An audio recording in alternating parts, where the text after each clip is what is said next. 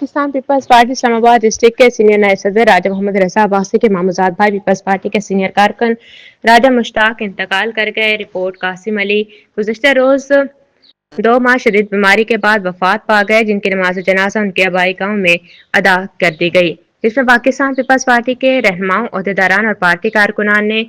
بڑی تعداد میں شرکت کی۔ اس موقع پر پیپلز پارٹی کے سینئر رہنما اور حلقہ این اے 46 کے سابقہ امیدوار راجہ عمران اشرف، اسلام آباد ضلع کے صدر راجہ شکیل عباسی، حلقہ این اے 48 کے رہنما Abid Mahmood Mehr, Peoples culture wing Rawalpindi division کے صدر